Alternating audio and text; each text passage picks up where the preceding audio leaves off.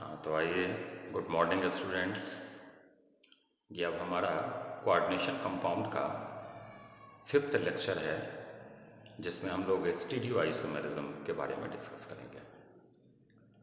Stereo isomerism को discuss करने से पहले हमने स्ट्रक्चरल आइसोमेरिज्म जस्ट अपने प्रीवियस वीडियो में आपको बताया था कि क्या होता है स्ट्रक्चरल आइसोमेरिज्म, क्या उसके डिफरेंट टाइप्स हैं। उसके बाद हमारा आइसोमेरिज्म का सेकेंड टाइप था स्टीरियो, उसे ही अभी हम एक्सप्लेन करने वाले हैं। तो उस स्टीरियो आइसोमेरिज्म को एक्सप्लेन करने से पहले व्हाइट बोर्ड पे एक डेटा है, इसे ज़रा केयरफुली देखिएगा। तो आइए ज़रा देखा जाए। तो coordination number of metals, hybridisation, shape और टाइप्स ऑफ डी यूज्ड यहाँ बताया गया है। जैसे कोऑर्डिनेशन नंबर 2 है, 3 है, 4 है, 4 का 3 कैटेगरी है, फिर 5 का 2, फिर 6 का 2। हाइब्रिडाइजेशन आ जाइए, बॉन्डिंग से परिचित होइएगा, हाइब्रिडाइजेशन सारा। फिर इनके शेप से भी परिचित होइएगा, फिर क्या क्या डी यूज्ड होते हैं इनसे भी आप परिचित होंगे। ये जस्ट हमने एक मेमोरी में रिकॉल करने के लिए आपको यहाँ पर मेंशन किया है। अब हम लोग आगे बढ़ते हैं स्टीरियो आइसोमेरिज्म की तरफ।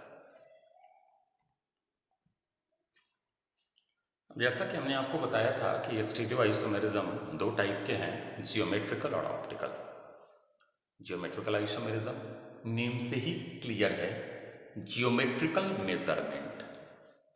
जियोमेट्रिकल आइसोमेरिज्म में हम लोग जियोमेट्रिकल मेजरमेंट को केयर करते हैं, जबकि ऑप्टिकल जब हम लोग देख रहे होते हैं तो हम लोग ये देखते हैं कि मॉलिक्यूल्स में किसी भी तरीके की सिमेट्री प्रेजेंट नहीं हो, मतलब मॉलिक्यूल्स एसिमेट्रिक हो।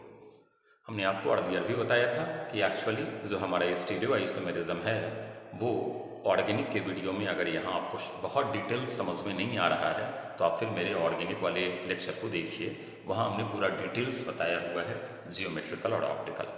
यहाँ थोड़ा समझाने की कोशिश करेंगे, लेकिन उतना ब्रीफ आइडिया हम यहाँ नहीं दे पाएंगे, लेकिन तब भी कोशिश ज़रूर ये करेंगे कि आपकी समझ में मैक्सिमम आ जाए। तो फिर से अगर हम बोले तो जियोमेट्रिकल आइसोमेरिज्म, जियोमेट्रिकल मेजरमेंट, अभी हम एग्जाम्पल एक देंगे, समझ में आएगा। और ऑप्टिकल आइसोमेरिज्म मतलब मॉलिक्यूल्स का एसिमेट्रिक होना ज़रूरी है। हम लोग इन दोनों को यहाँ कोऑर्डिनेशन नंबर या कोऑर्डिनेशन कंपाउंड में यूज करेंगे, इन दोनों कॉन्सेप्ट को। तो अब ज़रा हम लोग जियोमेट्रिकल मेजरमेंट की मीनिंग समझें। जैसे हमने बताने की कोशिश किया है जियोमेट्रिकल मेजरमेंट, हमने ऑर्गेनिक के एक एग्जाम्पल को लिया, सिस और ट्रांसफॉर्म। सिस्टोन परिचित होइएगा अर्लियर कि जिसमें सेम ग्रुप सेम साइड आते हैं, और trans same groups opposite side आते हैं। अब आ जाइए, this one is a called aerial distance. अगर एमी और एमी का डिस्टेंस देखिए तो ये L1 है, जबकि ट्रांसफॉर्म में एमी और एमी का जो डिस्टेंस है वो L2 है। L1 L2 के बराबर नहीं होगा, मतलब जो जियोमेट्रिकल मेजरमेंट है वो इन दोनों में इक्वल नहीं है। इसलिए हम सिस और ट्रांसफॉर्म को जियोमेट्रिकल आइसोमेरिज्म बोलते थे। ये हमारा जियोमेट्रिकल आइसोमर के अंदर आता था, मतलब cis trans is geometrical isomer. ये वाली मेन जियोमेट्रिकल मेजरमेंट का मीनिंग समझ में आ गया होगा। अब हम जरा सिमेट्री देखें ऑप्टिकल आइसोमेरिज्म के रिगार्डिंग, कि ऑप्टिकल में हम क्या बोलना चाह रहे थे कि मॉलिक्यूल्स में किसी भी तरीके का सिमेट्री नहीं होना चाहिए। जैसे ये वाला एग्जाम्पल आप देख पा रहे होइएगा, तो ये हमारा कायरल कार्बन है, और इस टेट्राहेड्रल कार्बन में किसी भी तरीके का सिमेट्री प्रेजेंट नहीं है, तो ये एक ऑप्टिकल एक्टिव कंपाउंड होगा। हम लोग कोऑर्डिनेशन में और डिटेल्स जानेंगे ऑप्टिकल के बारे में, लेकिन यहाँ हम सिंपली बोल सकते हैं कि this one will exhibit optical isomerism.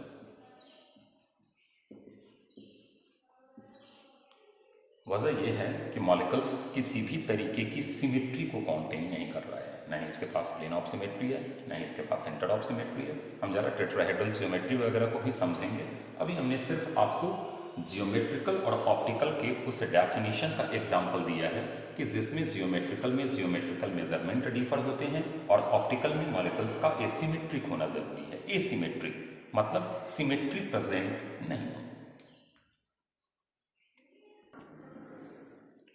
कुछ एग्जाम्पल्स हमारा लिखा हुआ है, लीनियर, ट्राइगोनल, प्लेनर, परिचित होइएगा। टेट्राहेड्रल। हम ज़रा जियोमेट्रिकल की बात करें। अब पहले ज़रा उस टेबल पे आते हैं जो क्लास स्टार्ट होते ही हमने आपको व्हाइट बोर्ड पे दिखाया था। अब बच्चे को लग रहा होगा कि सर स्टीरियो आइसोमेरिज्म चल रहा है, तो आखिर इसमें आपने वो हाइब्रिडाइजेशन कौन कौन सा डी यूज़ होगा, इसको आखिर आपने एक्सप्लेन क्यों किया? इसे तो आपको वीवीटी में या हाइब्रिडाइजेशन में डिस्कस करना चाहिए था। अभी वो चीज़ें समझ में आ जाएंगे कि क्या वजह था कि हमने उन चीज़ों को एक्सप्लेन पहले किया है। तो आइए, geometrical isomerism it means geometrical measurement में डिफरेंस आनी चाहिए। अब अगर आप यहाँ देखिएगा तो मान लीजिए इसे हम ओ ए बोलते हैं और इसे हम ओ बी बोलते हैं। इन दोनों को अगर आप फ्लिप कर दो, फ्लिप का मतलब इंटरचेंज कर दो, तो बाय फ्लिपिंग यह डिस्टेंस और यह डिस्टेंस, मतलब ओ ए अब अगर इस साइड आ गया और ओ बी अगर इस साइड आ गया, उससे किसी भी तरीके का कोई जियोमेट्रिकल मेजरमेंट डिफर नहीं करेगा। इट मीन्स लीनियर नहीं देंगे जियोमेट्रिकल आइसोमेरिज्म। सिमिलरली आप आ जाइए BF3, इन तीन फ्लोरीन को आप इंटरचेंज कर दो या फ्लिप कर दो, तो जो BF बॉन्ड का मेजरमेंट यहाँ है और आफ्टर फ्लिपिंग जो BF का मेजरमेंट आएगा, वो मेजरमेंट की मैग्नीट्यूड चेंज नहीं होगी, इसलिए यह भी हमारा GI देने में एबल नहीं है। सिमिलरली अगर आप आ जाइए टेट्राहेड्रल, पढ़े हुएगा 109.28। अब अगर मान लीजिए आप स्विच भी कर रहे हो, इन दोनों को स्विच कर रहे हो, तो स्विचिंग से यह जो हमारा जियोमेट्रिकल मेजरमेंट है वह किसी भी तरीके से चेंज नहीं होगा। मतलब उस ये बॉन्ड एंगल हमारा 109.28 का है, तो मान लीजिए इसको आप यहाँ ले गए, इसको आप यहाँ ले गए, उससे तो ये 109.28 का ही रहेगा। तो इस H और इस H का जो हमारा जियोमेट्रिकल मेजरमेंट है वो तो किसी भी तरीके से चेंज नहीं हुआ। ऑल बॉन्ड एंगल्स आर 109.28, ये भी 109.28 है, ये भी 109.28 है, ये भी हमारा 109.28 है। तो इट मीन्स कि आप स्विच करते रहो लेकिन जियोमेट्रिकल मेजरमेंट में किसी भी तरीके का कोई फर्क नहीं आना है। सिमिलरली अगर आप आ जाइए कोऑर्डिनेशन नंबर 5 वाले पे, तो वहां पर भी GI की पॉसिबिलिटी नहीं होती। लेकिन कुछ ऐसे केसेस हैं जो जियोमेट्रिकल आइसोमेरिज्म एग्जिबिट करते हैं, तो वो कौन कौन सा है जरा पहले उसे समझा जाए।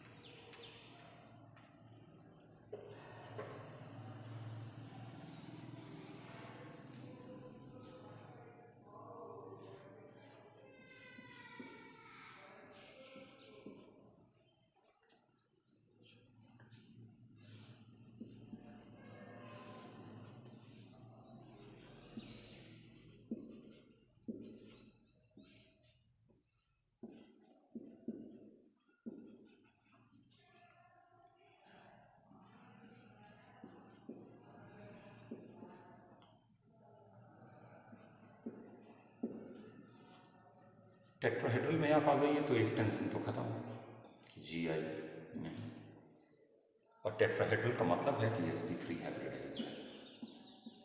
मतलब अगर आप कोऑर्डिनेशन नंबर 4 वाले में GI डिटरमिन या कैलकुलेट करना चाह रहे हो तो सबसे पहली चीज़ तो गिवन मॉलिक्यूलर फार्मूला जो आपका कॉम्प्लेक्स है उसकी हाइब्रिडाइजेशन डिसाइड करनी होगी। हाइब्रिडाइजेशन वाला लेक्चर हमारा आगे आएगा इस वीडियो के बाद। तो सबसे पहले उस कोऑर्डिनेशन कंपाउंड की आपको हाइब्रिडाइजेशन डिसाइड करनी होगी, और अगर वो टेट्राहेड्रल जियोमेट्री आ गया तो वो GI नहीं देगा। लेकिन अगर स्क्वायर प्लेनर है तो इसका मतलब है कि वो DSP2 होगा, और अगर DSP2 होगा तो GI एग्जिबिट करेगा। मतलब ये एक बड़ी प्रॉब्लम है कोऑर्डिनेशन नंबर 4 के लिए, और इसी को समझना है कि अगर कोऑर्डिनेशन नंबर 4 से रिलेटेड हमारे पास प्रॉब्लम है तो हमें उस गिवन कॉम्प्लेक्स कंपाउंड का सबसे पहले हाइब्रिडाइजेशन डिसाइड करना होगा। अगर वो टेट्राहेड्रल जियोमेट्री को एग्जिबिट कर गए तो वो GI नहीं देंगे। जस्ट अभी प्रीवियस हमने बताया है कि GI नहीं देने का रीज़न क्या है। लेकिन अगर वो given complex compound square planar या DSP2 हाइब्रिडाइज्ड हो जाते हैं तो GI की पॉसिबिलिटी होती है। हम ये नहीं बोल रहे हैं कि वो ऑलवेज GI देगा, पॉसिबल है कि वो GI एग्जिबिट कर सके। यहाँ तो बिल्कुल ही चांस नहीं है कि नहीं करना है। अब आ जाइए ऑप्टिकल पे आते हैं, और यहाँ आ जाते हैं ऑप्टिकल में। तो आइए जरा स्क्वायर प्लेनर जियोमेट्री समझें। एम ये सेंट्रल एटम है और एक ही प्लेन में ये चारों लिगेंड्स अटैच्ड होते हैं, एल एल एल एल। कैसे, तो आइए समझें। तो आइए स्क्वायर प्लेनर यहाँ देखिएगा, ये माचिस की तिल्ली है। ये देखना 4 हमने लिया हुआ है, 1 2 3 और ये चौथा यहाँ फिंगर में छुपा हुआ है, ये देखिए 4th। अब ये पूरा तो एक प्लेन में है ऐसे। अगर ये पूरा एक प्लेन में है तो एक तो ऐसे प्लेन आपका पास हो गया, जैसे आप ब्रेड को कट करते हो स्लाइस पर, जैसे आप कट करते हो बिल्कुल ऐसे आप इसे कट कर दीजिए तो एक सिमेट्री तो इसके पास होगा। और अगर इसके पास एक सिमेट्री है तो ऑब्वियस सी बात है कि यह ऑप्टिकल एग्जिबिट नहीं करेगा। मतलब क्या हम बोले वो ज़रा केयर कीजिएगा कि अगर स्क्वायर प्लेनर जियोमेट्री है तो स्क्वायर प्लेनर जियोमेट्री में ऑप्टिकल आइसोमेरिज्म का चांस नहीं होता। वजह यह है कि इसके पास एक POS प्रेजेंट है। कौन सा POS प्रेजेंट है? तो हमने कहा जैसे आप ब्रेड ले लीजिए और ब्रेड को आप चाकू से बिल्कुल बीच से कट कर लीजिए, ऐसे आपने इसे कट कर लिया है तो यह एक सिमेट्री इसके पास प्रेजेंट है, इसलिए इसकी ऑप्टिकल की चांस नहीं है। लेकिन टेट्राहेड्रल ऑप्टिकल एग्जिबिट कर सकते हैं। पूरी ऑर्गेनिक में आप टेट्राहेड्रल जियोमेट्री ही देखते हो कि अगर हमारा कायरल सेंटर बन गया या ये सिमेट्रिक सेंटर प्रेजेंट नहीं है तो दे कैन एग्जिबिट ऑप्टिकल। अब यहाँ बोलता है, मतलब हमने 2 कैटेगरी में डिवाइड कर दिया है, एक हमने स्क्वायर प्लेनर में, एक हमने टेट्राहेड्रल में। स्क्वायर प्लेनर में हमने आपको बता दिया कि GI की पॉसिबिलिटी है, इसमें GI की पॉसिबिलिटी नहीं है। यहाँ ऑप्टिकल का चांस नहीं होता क्योंकि मॉलिक्यूल्स के पास एक प्लेन ऑफ सिमेट्री है। टेट्राहेड्रल में ऑप्टिकल एग्जिबिट हो सकता है। पूरी ऑर्गेनिक टेट्राहेड्रल जियोमेट्री का ही हमारा ऑप्टिकल आइसोमेरिज्म है। तो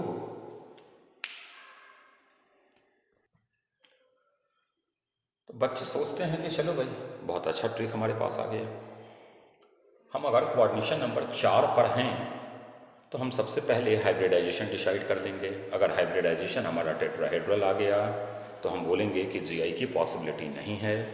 इसलिए नहीं है कि चारों बॉन्डेड एटम उसको अगर आप फ्लिप करो या स्विच करो तो उनके जो जियोमेट्रिकल मेजरमेंट है उसमें किसी भी तरीके का कोई चेंज नहीं आता।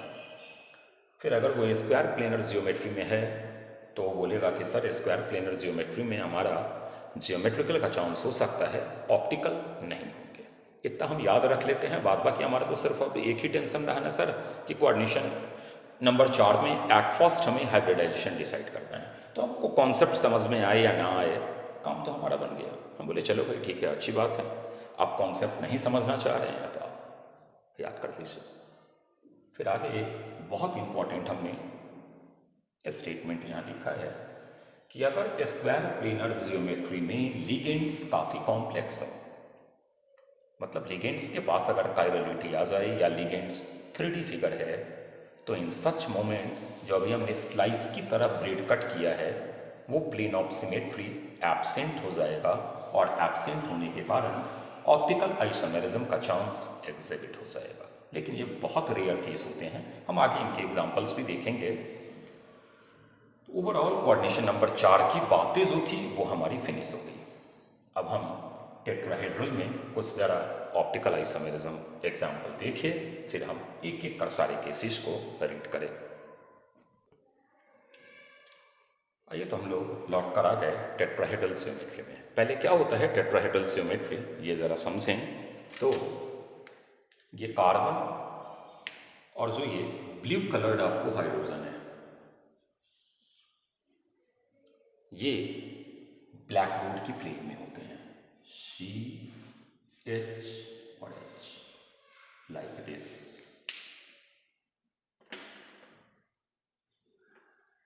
ये आपका ब्लैक बोर्ड की प्लेन में है। अब मान लो कि आप इधर से देख रहे हो, तो ये बेस लाइन जो होता है ये आपकी तरफ होता है, तो यह आपकी तरफ होगा। देखिएगा प्लेन चेंज हो गया, यह आपकी तरफ होता है, और ब्लैक बोर्ड के पीछे डैश लाइन जो होता है वो अवे फ्रॉम ऑब्जर्वर, आपके पीछे होता है।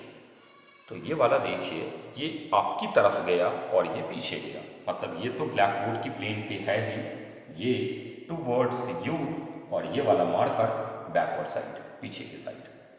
ये हमारा टेट्राहेड्रल ज्योमेट्री होता है।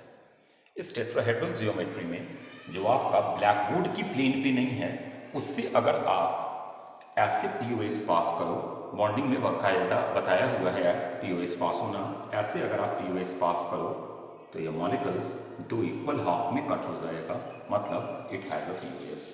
और अगर ये POS है तो ऑप्टिकल का चांस नहीं होगा। अब आइए कुछ एग्जांपल्स देखे जाएं। हमने क्या कहा है कि एक बेस और एक डैश लाइन से आप POS पास कर दीजिए। जैसे POS पास कीजिएगा ना, ये मॉलिक्यूल्स दो इक्वल हाफ में कट हो जाएगा, और इक्वल हाफ में कट हो गया तो वो POS कॉन्टेन कर रहा है। कुछ एग्जांपल्स देखिए टेट्राहेड्रल का। जैसे मान लीजिए हमने आपको दे दिया A4, बच्चा बोलेगा POS है सर। हमने आपको दे दिया AL3, मान लीजिए M, बच्चा बोलेगा कि यस सर है। बहुत बोलेगा कैसे है सर, तो आइए देख लेते हैं। A central atom, L dash dash dash, M L L, POS पास कर दीजिए। जैसे POS पास कीजिएगा ये दो इक्वल हाफ में कट हो जाएगा, तो अगेन POS। हम ले ले AL2 M2, बच्चा बोलेगा कि यस सर, अगेन POS है। हम यहाँ पर LL को ले लिए तो MM यहाँ आ जाएगा, LL से हमने POS पास कर दिया तो ये M और M वाला दो इक्वल हाफ में कट हो जाएगा। लेकिन बच्चा बोलेगा कि सर अगर आप ये ले लो A B C D, ये टेट्राहेड्रल की बात कर रहे हैं, तो नो POS, POS एब्सेंट है, और ये मॉलिक्यूल्स ऑप्टिकली एक्टिव होगा। याद होगा इसी को ऑर्गेनिक में हम लोग बोलते थे हैविंग वन कायरल सेंटर, और अगर एक कायरल सेंटर होता था तो वहाँ बताया गया था कि ऐसे मॉलिक्यूल्स ऑलवेज ऑप्टिकली एक्टिव होते हैं। ठीक है, स्क्वायर प्लेनर ज्योमेट्री में हम लोग पहला केस इमेल4 का लिए हैं और चेक कर रहे हैं कि GI की पॉसिबिलिटी है या नहीं है। तो बच्चा बोलेगा कि नहीं सर GI की पॉसिबिलिटी नहीं लग रही, क्योंकि ये दो L अगर L1 डिस्टेंस पर हैं तो यही दो L हमारा L2 डिस्टेंस पे भी है, मतलब इसमें किसी भी तरीके की स्विचिंग कर ले हमारा जो जियोमेट्रिकल मेजरमेंट है वो चेंज नहीं होना है। इट मीन्स GI की पॉसिबिलिटी नहीं। हम एक चीज़ और बता रहे हैं, आप पेयर बना लो इस लिगेंड से, और पेयर ऑलवेज डायगोनली बनाना, ऑलवेज डायगोनली। तो आइए पेयर L4 का LL LL, और कोई पॉसिबिलिटी है क्या? तो आप बोलोगे कि नहीं सर सिंगल पॉसिबिलिटी है, सिंगल पॉसिबिलिटी है तो GI नहीं होगा। अच्छा बोला क्यों सर, कैसे पता लग गया कि GI नहीं होगा? तो ऑर्गेनिक में एक चीज़ हमने बताया था कि अगर कोई मॉलिक्यूल्स जियोमेट्रिकल आइसोमेरिज्म एग्जिबिट कर रहे हैं तो उसके कम से कम दो फॉर्म तो मिलेंगे, जिसमें एक फॉर्म सिस होगा और एक फॉर्म ट्रांस होगा। इसका तो एक ही फॉर्म आ रहा है, और अगर एक फॉर्म आ रहा है तो आप कैसे बोल सकते हो कि वो GI एग्जिबिट करेगा? क्योंकि GI के लिए दो फॉर्म होने चाहिए थे, ऐसे दो बन नहीं रहे हैं आपके पास, ऐसा दो फॉर्म आप बना नहीं पा रहे हो। अगर बना लेते तो आप बोलते कि yes it can exhibit GI। तो ML4 GI नहीं देता। ऑप्टिकल हमने आपको पहले ही बता दिया था कि स्क्वायर प्लेनर जियोमेट्री में बहुत रेयर चांस है ऑप्टिकल आइसोमेरिज्म का। वजह यह है कि मॉलिक्यूल्स के पास नाम ही है स्क्वायर प्लेनर, तो वो तो एक ही प्लेन में है। अगर वो एक प्लेन में है तो जैसे आप ब्रेड को या आलू को कट करते हो वैसे ही आप उसको कट कर लीजिए, जैसे ही कट कीजिएगा ना स्लाइस की तरह, वो हमारा एक जो प्लेन ऑफ सिमेट्री है वो फर्दर प्रोड्यूस कर देगा। तो स्क्वायर प्लेनर जियोमेट्री में ऑप्टिकल सोचना ही नहीं है, जो सोचना है हमें वो जियोमेट्रिकल के लिए सोचना है। तो हमने पहला केस दे दिया, बोला कि नहीं होगा। बच्चा बोला आइए सेकंड केस देखते हैं सर। बोले चलो वो देखते हैं। हमने कहा ML3A, हम लोग पहले पेयर बनाते हैं, क्या क्या पॉसिबिलिटी है। तो बच्चा बोला कि सर LLLA। हम बोले फर्दर कोई पॉसिबिलिटी? ये जो ऑलवेज होते हैं ये डायगोनल होते हैं, हम एडजेसेंट नहीं लिखते। बच्चा बोलेगा कि नहीं सर अब तो और कोई पॉसिबिलिटी है नहीं, इसको इंटरचेंज कर देने से कुछ नहीं होगा कि ये ले कोई इधर दिया ये ले कोई इधर दिया। नो, ये एलिमेंट्स कम से कम एक का भी चेंज होना चाहिए, यानी एक बॉक्स का भी एलिमेंट चेंज होना चाहिए, चेंज हो नहीं रहा है। आइए बच्चा बोले सर फिगर जरा, चलो ठीक है देख लेते हैं। LL LL LA LA, no GI।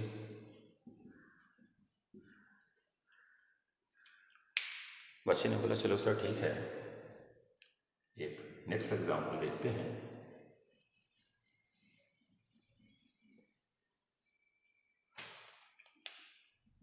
ML2A2, ये फर्स्ट केस है, ऑल लिगेंड्स आर मोनोडेंटेट। अभी हम बाइडेंटेट लिगेंड्स नहीं ले रहे हैं, सारे मोनोडेंटेट का केस ले रहे हैं। आइए अब इसमें पॉसिबिलिटी देखें। LLAA LA LA, एक चीज़ तो आपको लग गया कि जियोमेट्रिकल तो है, क्योंकि अगर जियोमेट्रिकल नहीं होता तो ये दो चीज़ें नहीं बनती। हम बच्चा बोला कि सर इसमें सिस ट्रांस कैसे पता लगेगा? तो भाई ये डायगोनल है, तो L और L ग्रुप जो है वो डायगोनल आ रहे हैं। फिगर बना के देख लेते हैं। इसको मान लीजिए हमने A नेम दिया, इसको हमने B नेम दिया। तो पहले अभी हम ये फिगर बना रहे हैं, L L A A। देखकर लग रहा होगा ट्रांसफॉर्म। बच्चे ने कहा कि सर B का फिगर ये देखिए, L A L A। देखिएगा जियोमेट्रिकल मेजरमेंट चेंज हो रहा है, LL या A का, और यहाँ LL और A। This one is sis form, मतलब A जो है वो आपका ट्रांसफॉर्म है, B जो है वो आपका सिस फॉर्म है। आइए तीसरा एग्जांपल देखिए।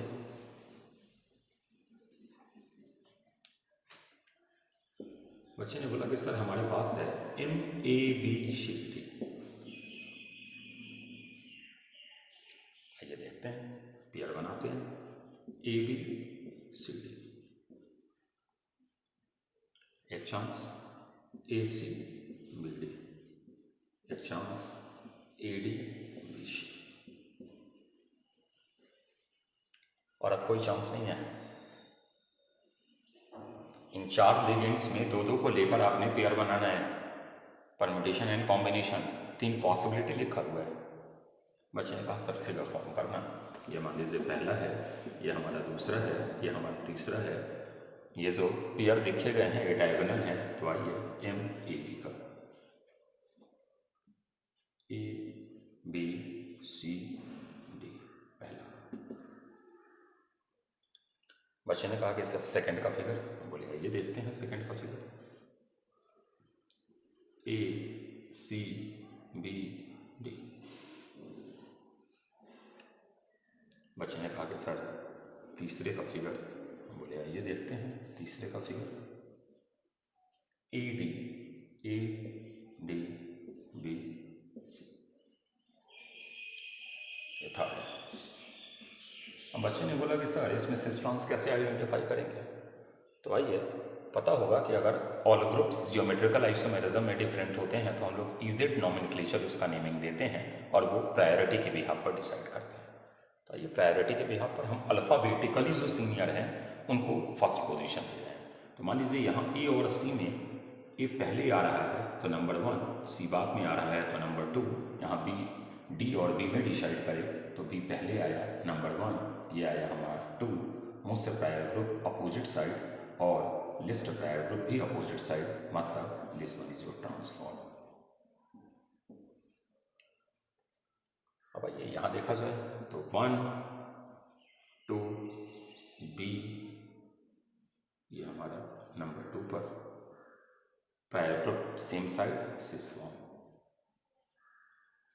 फिर यहाँ आ जाइए तो 1 2 1 2 most prior group same side cis form.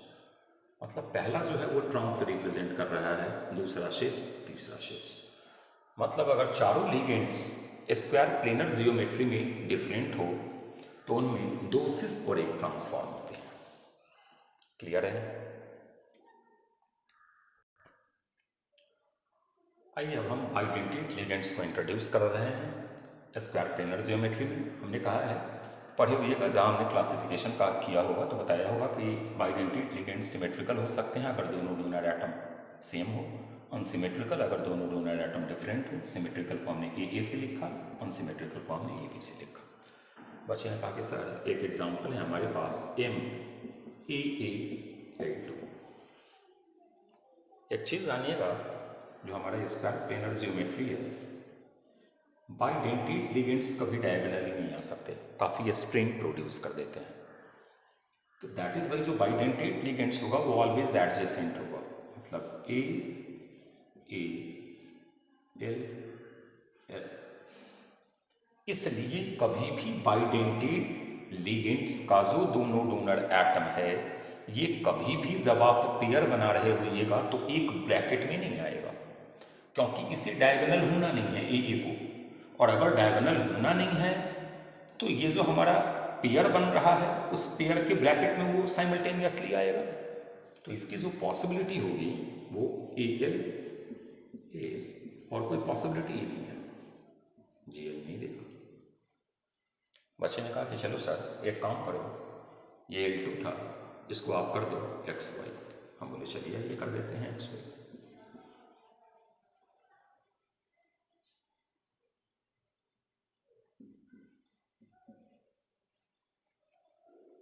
AY AX। मान लीजिए इस दो को आप फ्लिप कर भी देते हो तो इन दो की फ्लिपिंग से कोई फर्क नहीं होगा, तो नहीं देगा जी ये। अगला एग्जांपल देख लेते हैं। बच्चे ने कहा कि सर MAB 2 है। हम बोले आइए देखते हैं। कभी भी बाइडेंटिटी लिगेंड्स का जो ये दोनों डोनर एटम है ये एक ब्रैकेट में नहीं आएगा, पहले फिगर ही देख ले, AB L L। आप इसको स्विच कर ही लो, कोई फर्क नहीं होना है, क्योंकि जो पेयर बनेगा वो AL BL का ही बनेगा। इसके स्विचिंग से या इसके स्विचिंग से कुछ नहीं फर्क आना है, GL नहीं आएगा। बच्चे ने बोला कि चलो सर ठीक है, हमारा है AB XY। बोले आइए देखते हैं XY। अब देखो इसको अगर स्विच कर दोगे ना तो एक नई पॉसिबिलिटी बन जाएगी। जैसे अभी जो पॉसिबिलिटी है वो है ए वाई और बी एक्स का। हम एक काम करते हैं, इसको स्विच कर देते हैं, ए बी वाई एक्स। अब जो पेयर बना वो देखिएगा, A X B Y, it means can exhibit G I. अब हम लोग एक अगला एग्जाम्पल ले लेते हैं।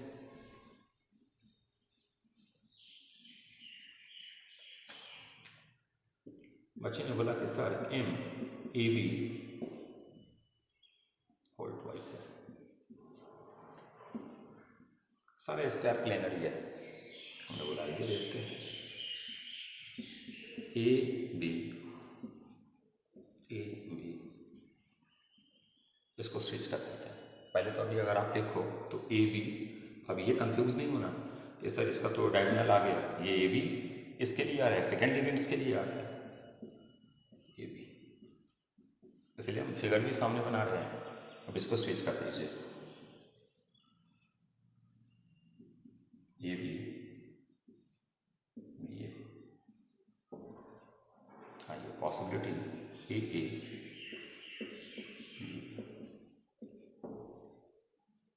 मतलब अगेन कैन एग्जिबिट।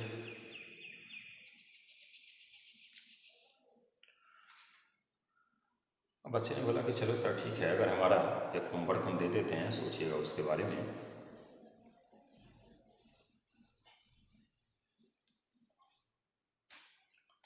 बच्चे ने बोला कि सर हमारा अगर M A B bidentate ligands, C D bidentate ligands है, तो क्या इसमें पॉसिबिलिटी है या नहीं है। हम बोले कौन सी बहुत बड़ा टेंशन है, ईजिली आप कर सकते हो। M A B C D बना ए डी बी सी। एक और पॉसिबिलिटी है ए बी सी डी को फ्लिप कर दीजिए तो डी सी बना ए सी बी डी। लेकिन ये जो कॉम्प्लेक्स गिवन है उसकी हाइब्रिडाइजेशन DsP2 होनी चाहिए। अगर वो टेट्राहेड्रल बन जाएगा तो टेट्राहेड्रल में आपकी पॉसिबिलिटी नहीं है GI की। टेट्राहेड्रल अगर है तो फिर आपको वही सिमेट्री देखकर ऑप्टिकल चेक करना होगा, GI नहीं देखना होगा। तो दैट इज वाई अभी हमने कोई कॉम्प्लेक्स स्पेशल नहीं लिया है, हमने अभी इन जनरल एक एग्जांपल दी है, क्योंकि वो तो जब हम लोग हाइब्रिडाइजेशन पढ़ लेंगे तब जानेंगे ना कि इसकी हाइब्रिडाइजेशन DsP2 है, तो ये वाला किस कंडीशन को होल्ड कर रहा है, तो GI एग्जिबिट करेगा या नहीं करेगा। तो अब अगले लेक्चर में हम लोग कोऑर्डिनेशन नंबर 6 वाले, जो अगला मेरा वीडियो आएगा उसमें कोऑर्डिनेशन नंबर 6 वाले का समझेंगे। Thank you.